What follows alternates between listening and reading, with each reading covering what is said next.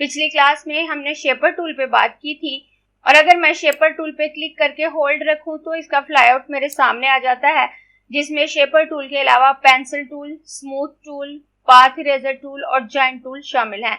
तो इन चारों टूल को हम आज की क्लास में देखने वाले हैं।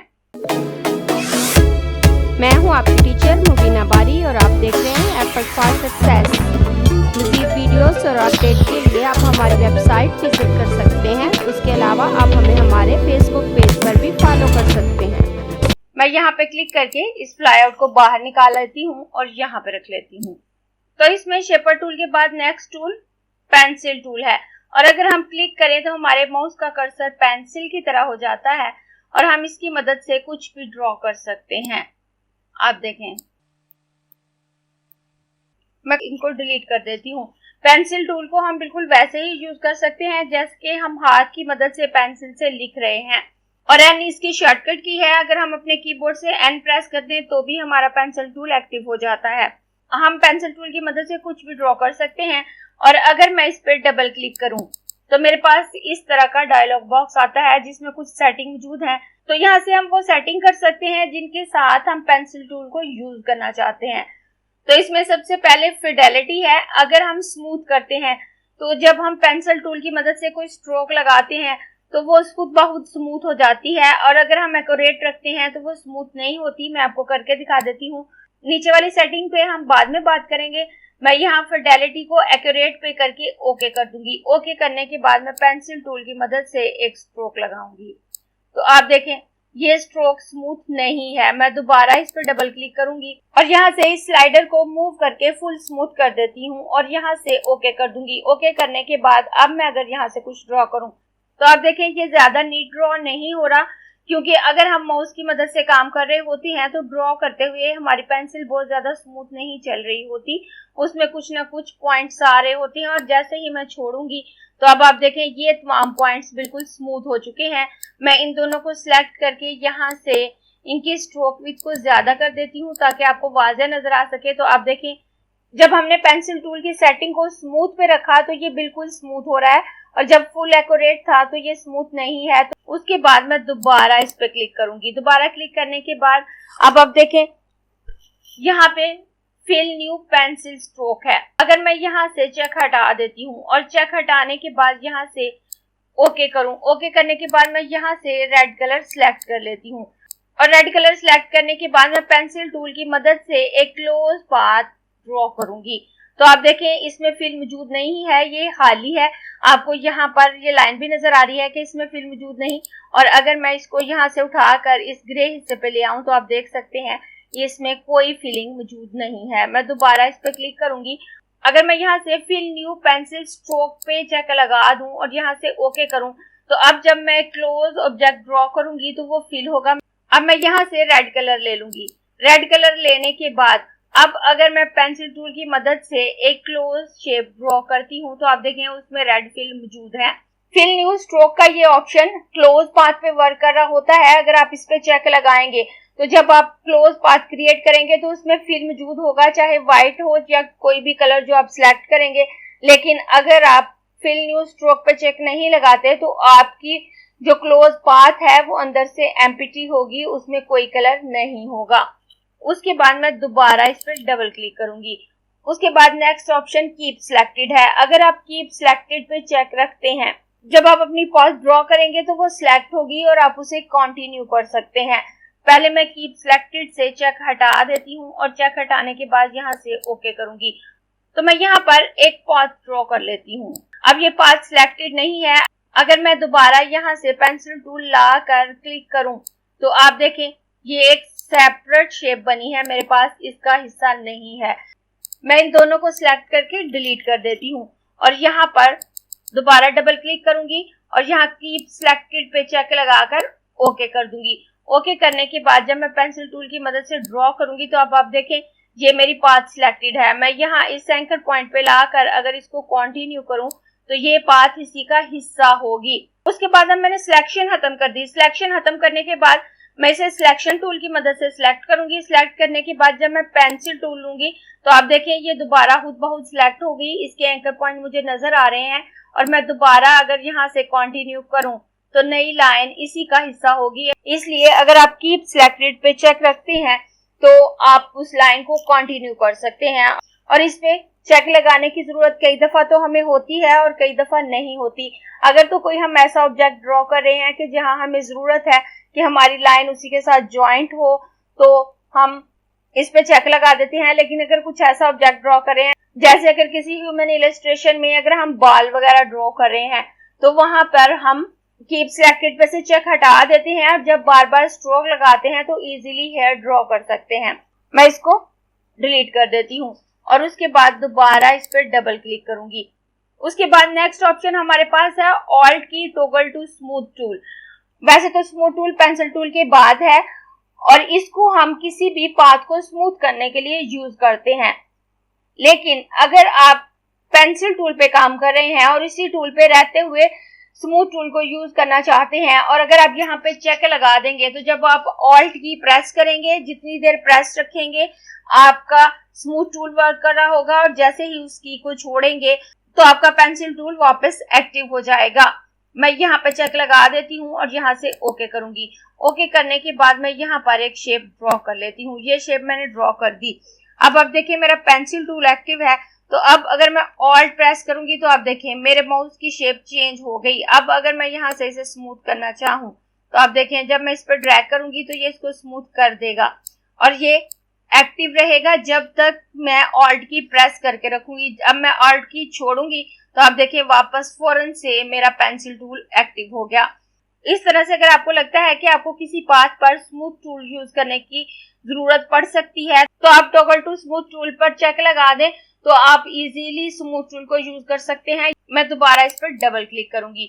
उसके बाद नेक्स्ट ऑप्शन हमारे पास है close path when and are within 15 pixel के आप पाथ को क्लोज कर दो जब उसका एंड 50 पिक्सल के करीब हो। जैसे ही आप क्लोज पाथ बनाते हैं अगर उसके दरमियान 15 पिक्सल या उससे थोड़ा कम फासला होता है तो ये इसको क्लोज पाथ बना देता है।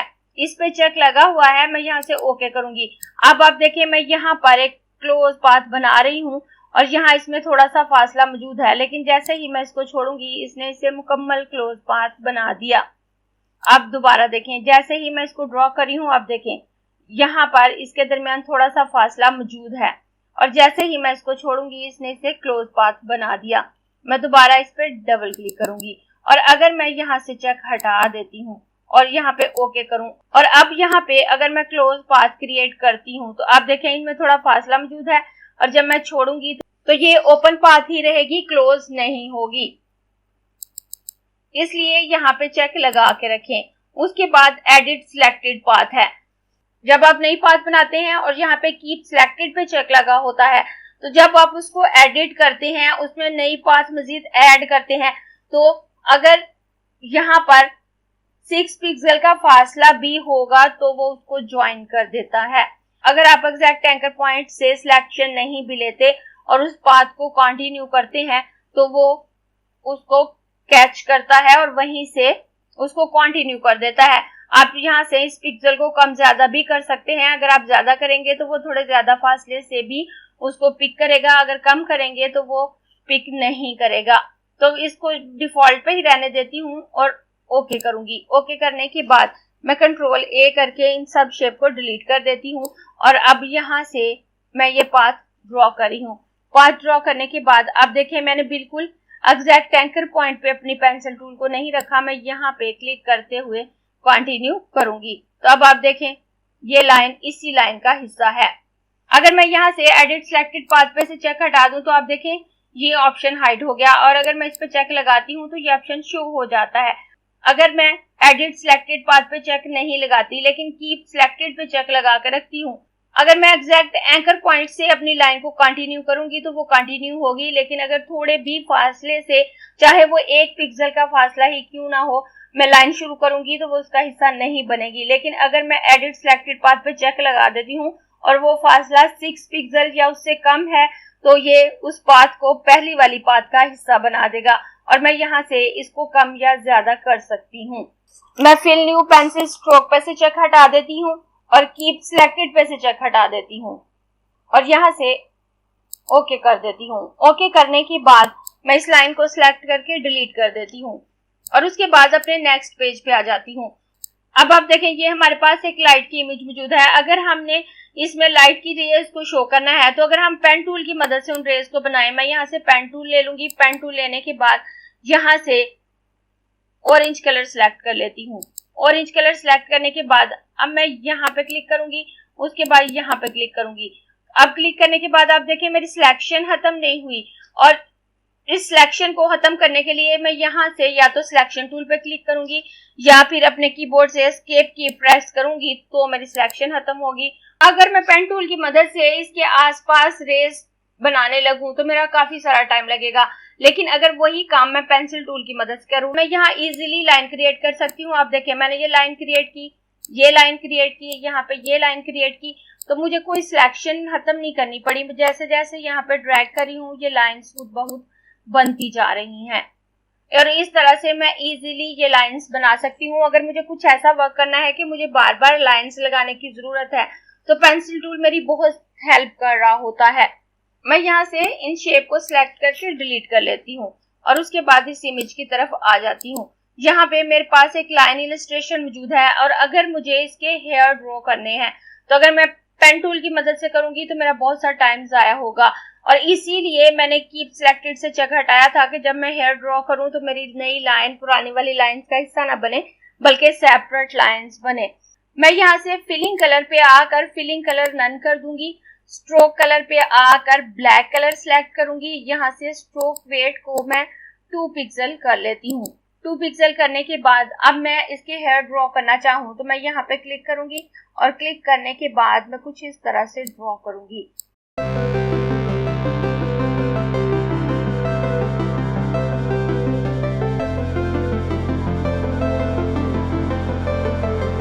और ये तमाम लाइन सेपरेट रहती हैं। अगर हेयर ड्रॉ करते हुए अगर आपको कोई स्ट्रोक लग रही है कि एक्स्ट्रा है, आपको उसे रिमूव करने की जरूरत है, तो आप उस अकेली स्ट्रोक को सिलेक्ट करके डिलीट कर सकते हैं और नए सिरे से कोई और स्ट्रोक लगा सकते हैं जो पहले वाली से कुछ ज्यादा अच्छी लग रही हो।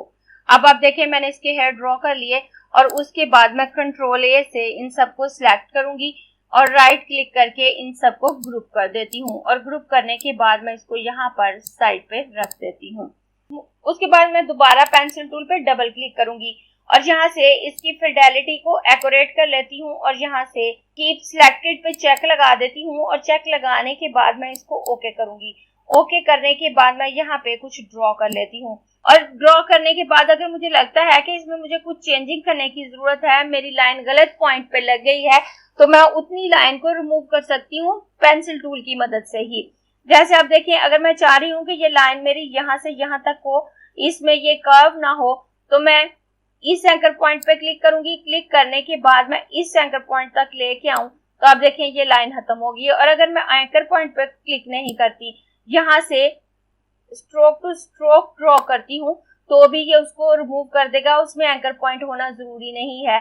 लाइन ड्रॉ करने के बाद अगर हमें लगता है कि इस लाइन में कुछ एक्स्ट्रा पोर्शन आ रहा है, तो हम पेंसिल टूल को ही उसके ऊपर मूव करके उस पोर्शन को डिलीट कर सकते हैं। जैसे आप देखें अगर मैं इस तरह से ड्रैग करूं तो आप देखें मेरी लाइन उसी जगह पे आ गई जहां पे दोबारा मैंने पेंसिल टूल को मूव किया था। तो मैं इस लाइन को डिलीट कर देती हूँ। और अगर हम पेंसिल टूल की मदद से स्ट्रेट लाइन ड्रॉ करना चाहते हैं तो कीबोर्ड से शिफ्ट प्रेस कर दें तो आप देखें हमारी लाइन बिल्कुल स्ट्रेट होगी, और हम इसे कंटिन्यू करके शेप भी बना सकते हैं। मैं इस एंकर पॉइंट पे क्लिक करके अगर यहां तक कंटिन्यू करती हूँ,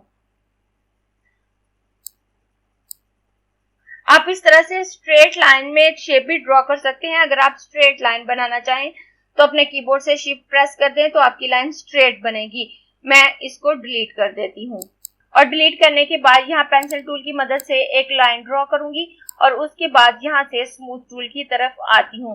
पेंसिल टूल के साथ स्मूथ टूल है, अगर मैं इस पे क्लिक करूं तो मेरे माउस का कर्सर कुछ इस तरह से हो जाता है, और ये बहुत छोटा सा टूल है और कई जगहों पे हमारे बहुत काम आ रहा होता है। हम इसकी मदद से किसी लाइन को स्मूथ कर सकते हैं। जैसे आप देखें अगर मैं यहाँ से पकड़कर इसके ऊपर ड्रैग करूं तो ये यहाँ से इसको स्मूथ कर देगा। अब आप देखें यहाँ से ये लाइन स्मूथ नहीं है, अगर मैं यहाँ पे इसको ड्रैग करूं तो आप देखें इस लाइन को स्मूथ करने में हेल्प हो जाती है, और ये एंकर पॉइंट को भी कम कर रहा होता है उस लाइन को स्मूथ करने के लिए। आप देखें आहिस्ता आहिस्ता मेरा ये कर्व स्मूथ होता जा रहा है। मैं जैसे जैसे इसको ड्रैग कर रही हूँ। और स्मूथ टूल किसी भी पाथ को स्मूथ करने के लिए यूज होता है। और अगर मैं इस पर डबल क्लिक करूं तो इसका फ्लाई आउट कुछ इस तरह से आता है। और यहाँ से हम जस्ट इसकी फिडेलिटी सेट कर सकते हैं। हम इसे एक्यूरेट रख सकते हैं, स्मूथ रख सकते हैं या सेंटर में रख सकते हैं। तो मैं फिलहाल यहाँ से कैंसिल करूंगी। कैंसिल करने के बाद इस लाइन को डिलीट करके यहाँ पर एक रेक्टेंगल ड्रॉ कर लेती हूँ। और जरूरी नहीं कि पेंसिल टूल से ड्रॉ की गई शेप पर आप स्मूथ टूल यूज करें, आप किसी भी शेप पर इसको यूज कर सकते हैं। चाहे आपने बेसिक शेप में से लेके वो शेप बनाई हो। और उसके बाद मैं इसके स्ट्रोक को थोड़ा सा ज्यादा करके 5 पिक्सल कर दूंगी ताकि आपको ज्यादा वाज़ह नजर आए।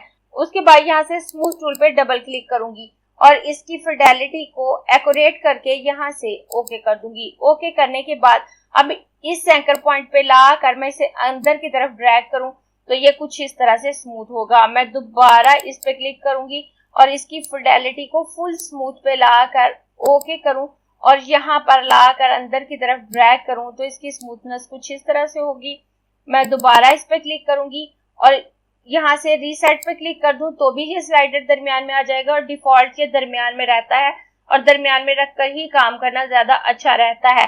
तो मैं इसको मिड में करके यहाँ से ओके कर दूंगी। मैं इसे मूव करके भी मिड में कर सकती हूँ और अगर इस साइड पे क्लिक करूँ तो भी ये मिड में आ जाता है और मैं ओके कर दूंगी। ओके करने के बाद अब मैं इस एंकर पॉइंट पे लाकर इसे अंदर की तरफ ड्रैग करूंगी तो ये कुछ इस तरह से स्मूथ होगा। मैं इसकी सिलेक्शन खत्म कर देती हूँ। अब आपको जूम करके दिखाऊंगी कि क्या फर्क आया है। जब मैंने मिड में रख के स्मूथ किया है तो ये स्मूथनेस कुछ इस तरह से है।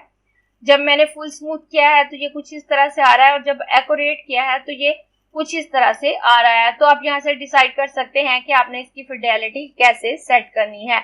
मैं इसको डिलीट कर देती हूँ और डिलीट करने के बाद दोबारा यहाँ पर एक रेक्टेंगल ड्रॉ कर लूंगी।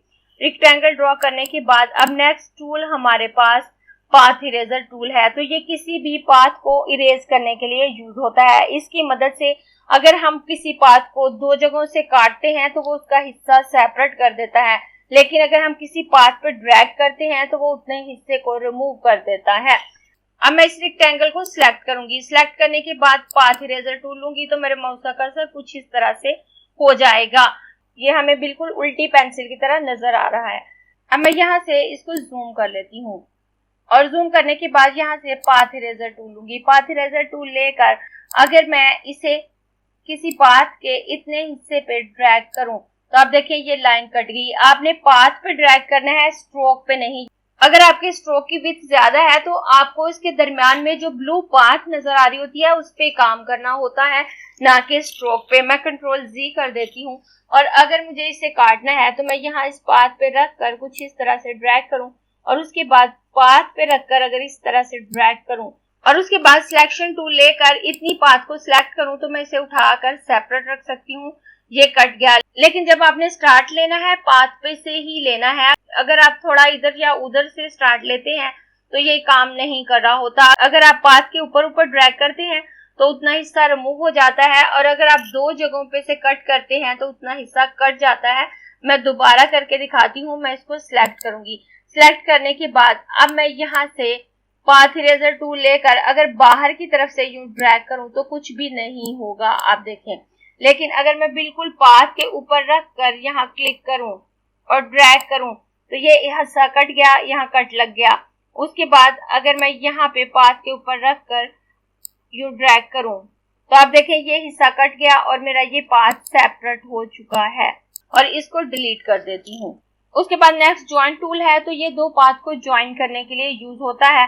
मैं यहाँ से पेंसिल टूल लूं और पेंसिल टूल लेकर अगर इस तरह से स्ट्रोक ड्रॉ कर लेती हूँ और उसके बाद मैं इसको ज्वाइन करना चाहूँ मैं सिलेक्शन टूल लेकर इन दोनों को सिलेक्ट करूंगी और यहाँ से ज्वाइंट टूल लूंगी। ज्वाइंट टूल लेने के बाद मैं यहाँ से कुछ इस तरह से ड्रैग करूं तो आप देखिए एक्स्ट्रा पोर्शन उसने काट दिए और यहाँ पे बड़ी अच्छी तरीके से उसने ज्वाइंट लगा दिया। अगर ये 2 ऑब्जेक्ट फासले पे भी हों तो भी ये उनको ज्वाइन कर देता है। मैं इनको डिलीट कर देती हूँ और डिलीट करने के बाद मैं यहाँ से पेंसिल टूल लूंगी। पेंसिल टूल लेकर कुछ इस तरह से शेप ड्रॉ करूंगी। अब आप देखें यहाँ पे भी फासला मौजूद है और यहाँ पे भी। और मैं यहाँ से सिलेक्शन टूल लेकर इन दोनों को सिलेक्ट करूंगी। सिलेक्ट करने के बाद मैं यहाँ से ज्वाइंट टूल लेकर अगर उसको यहाँ पर ड्रैग करूं तो आप देखें यहाँ पे ज्वाइंट आ गया। उसके बाद अगर मैं यहाँ पे ड्रैग करूं तो इसने इसको भी ज्वाइन कर दिया। आपकी दोनों शेप का सिलेक्ट होना जरूरी है जिससे आप ज्वाइन करना चाहते हैं। अगर आपकी पाथ ओवरलिप हो रही हैं तो ये उनको ज्वाइन करते हुए उस ओवरलिपिंग एरिया को डिलीट कर देता है। और अगर आपकी दो लाइंस एक दूसरे से थोड़े फासले पे हैं तो ये इनको क्लोज करके बड़े अच्छे तरीके से एडजस्ट करते हुए ज्वाइन कर देता है। ज्वाइन टूल का बस इतना छोटा सा काम है। वैसे तो ये तमाम टूल बहुत छोटे हैं लेकिन बहुत काम के हैं। और पेंसिल टूल आपका बहुत ज्यादा काम आने वाला टूल है। अगर आप वैक्यूम टैबलेट यूज कर रहे हैं तो फिर तो इजीली आप हाथ की मदद से पेंसिल को मूव करेंगे और अपनी इलस्ट्रेशन बना सकते हैं। फिर तो आपके लिए बेहद आसानी है। लेकिन अगर आप माउस की मदद से काम कर रहे हैं तो आपको काफी प्रैक्टिस करना पड़ सकती है और आप प्रैक्टिस करने के बाद इस टूल को सक्सेसफुली यूज कर सकते हैं। और आप इसकी काफी प्रैक्टिस करें ताकि आप इसको अच्छे से यूज कर सकें। अगर आपको ये क्लास पसंद आई है तो लाइक कीजिए, अपने दोस्तों के साथ शेयर भी कीजिए ताकि वो भी सीख सके। आप अपने क्वेश्चंस और व्यूज नीचे कमेंट बॉक्स में लिख सकते हैं। और अगर आपने चैनल सब्सक्राइब नहीं किया तो प्लीज सब्सक्राइब कीजिए ताकि आपको आने वाली वीडियोस का नोटिफिकेशन फौरन से मिल सके।